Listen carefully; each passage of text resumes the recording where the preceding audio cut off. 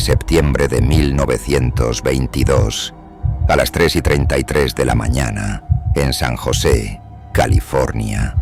El aire dentro de la mansión Winchester se volvió tan denso que respirar dolía, como si cada inhalación te metiera astillas de hielo directo a los pulmones.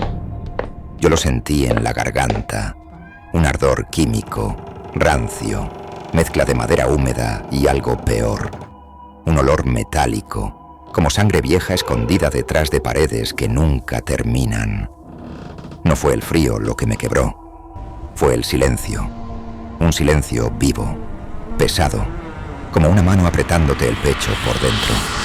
Y en medio de ese silencio, una voz, no fuerte, no clara, un susurro que no venía de un pasillo, sino de mi propio oído, como si la oscuridad se acomodara junto a mí y respirara mi nombre con paciencia de depredador.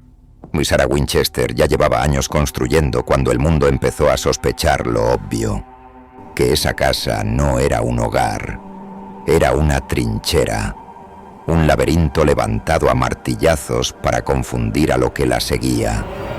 Escaleras hacia ninguna parte, puertas que abrían al vacío, corredores que te devuelven el eco con retraso, como si la casa se tomara un segundo para decidir qué parte de ti va a tragar primero. Esa madrugada la sentí cerca, no a Sarah, sino lo que Sarah intentó mantener afuera. El sudor me bajó por la nuca y se enfrió al instante, como dedos muertos deslizándose bajo la camisa. El corazón me golpeó tan duro que pensé, hasta aquí llegué. Y entonces entendí la verdad más repugnante. La mansión no se construyó para encerrar fantasmas. Se construyó para que los fantasmas encerraran a Sarah. Y si te digo esto, no es para impresionarte, es para clavarte la idea donde duele. Y si tu próximo aliento ya no te pertenece, porque hay lugares donde el miedo no entra por la puerta, ya vive dentro de ti, esperando que apagues la última luz. Sarah no era una excéntrica rica, era una viuda con dinero suficiente para comprarse otra vida, y sin embargo eligió comprar más paredes, más clavos, más noches sin sueño, más pasillos para huir de algo que no se podía demandar, ni sobornar, ni matar. Nació en una época donde el dolor se escondía detrás de cortinas gruesas y sonrisas educadas. Se casó con William Wirt Winchester, heredero del imperio de las armas que llevaba el apellido como una sentencia. Las mismas armas que en manos ajenas se convirtieron en una lluvia de plomo sobre miles de cuerpos.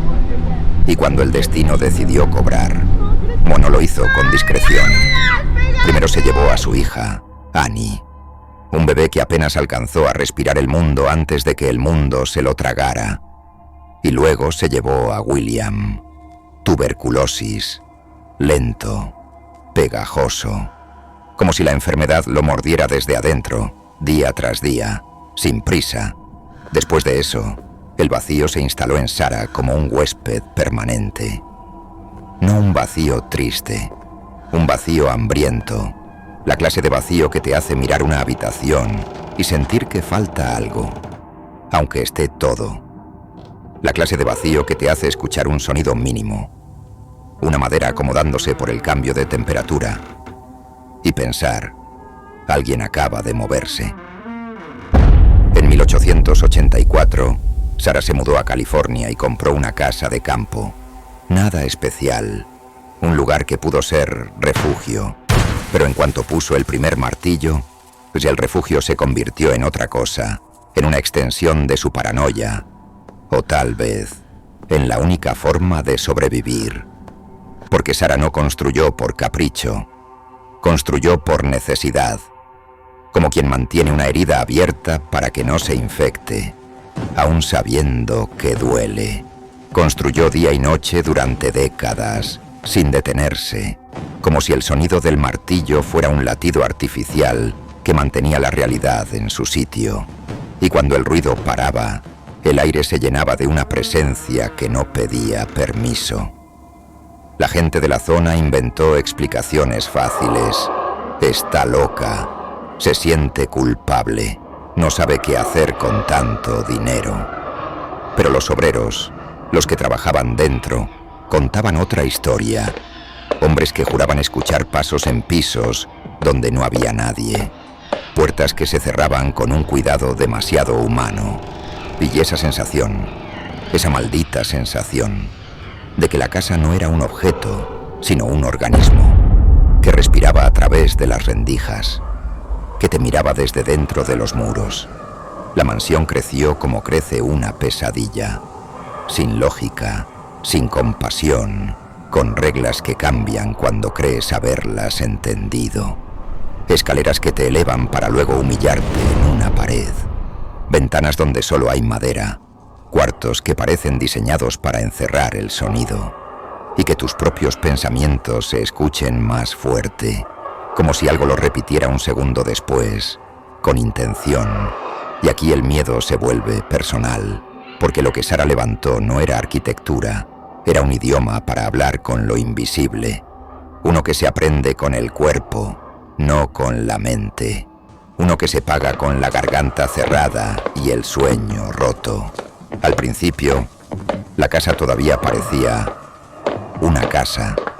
Tenía límites, tenía un centro, tenía una lógica mínima. Pero Sara no tardó en romperle el cuello a la lógica, como si la lógica fuera un testigo incómodo. Cada semana aparecía un nuevo pasillo. Cada mes, un cuarto que no figuraba en ningún plano porque no había plano. La construcción no seguía un diseño, seguía una urgencia. Y esa urgencia tenía horario. Sara dormía poco, comía poco, hablaba lo necesario. Pero cuando caía la noche, cuando el mundo afuera se quedaba quieto, algo en ella se encendía con una precisión casi religiosa. Había noches en las que caminaba sola por los corredores, lenta, con esa calma enferma de quien ya no espera un milagro, solo espera aguantar.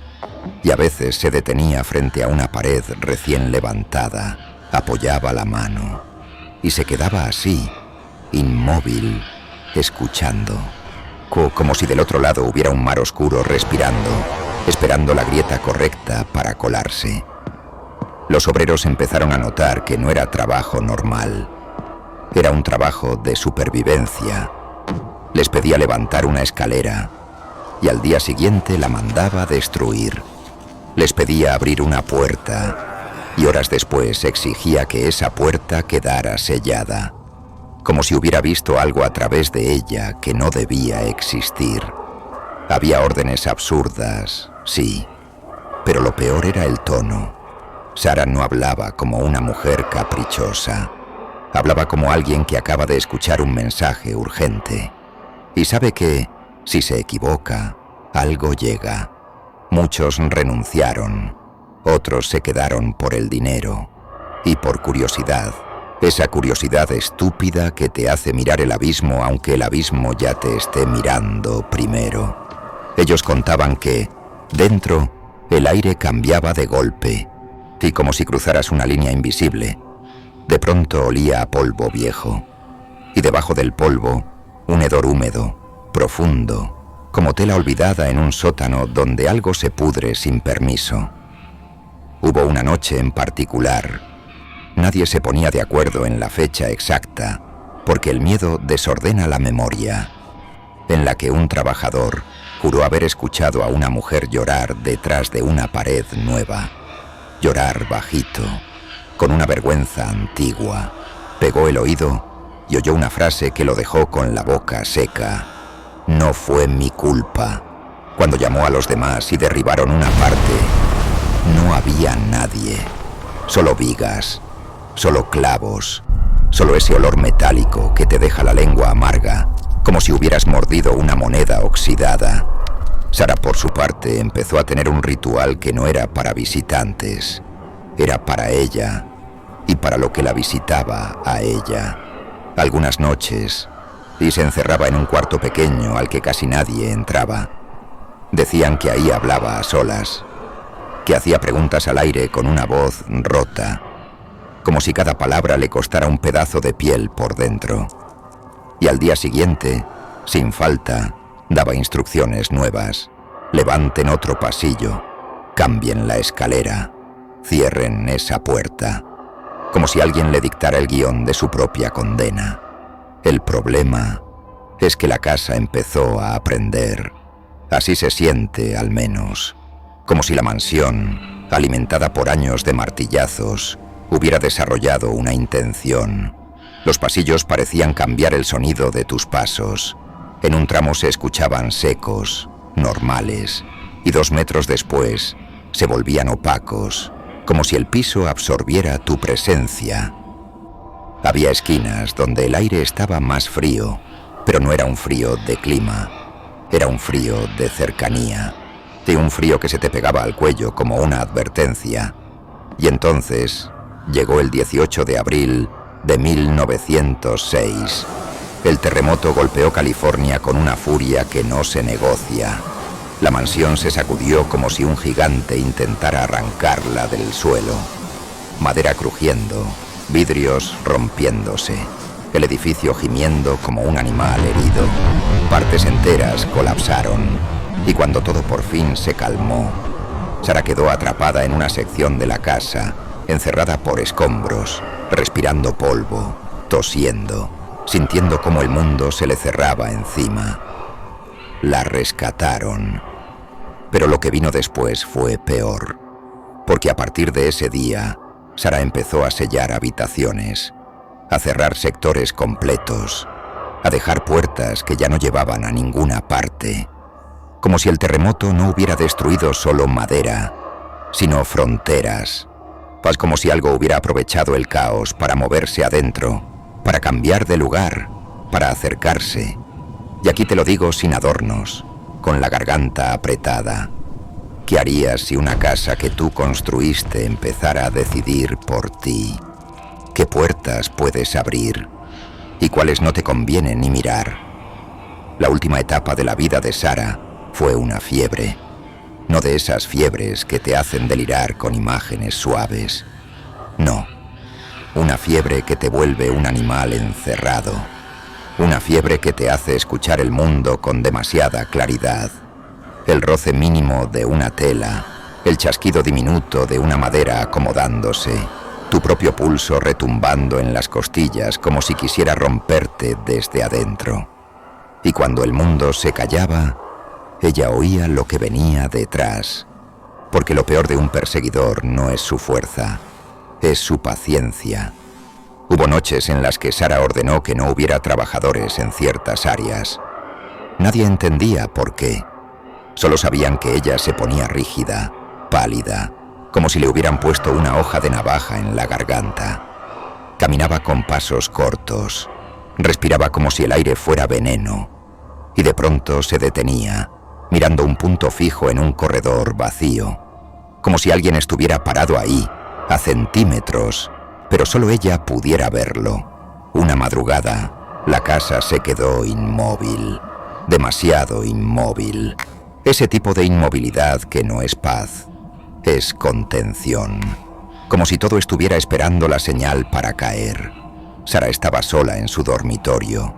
La luz era baja, el aire olía a cera vieja y a esa humedad podrida que se mete en la nariz y no se va. Como si el olor no viniera del ambiente, sino de un recuerdo pegado a la garganta. Pues ella se incorporó en la cama con la boca seca, el pecho apretado, el corazón golpeando con una violencia que dolía. Sintió, clarísimo, que no estaba sola. No escuchó pasos.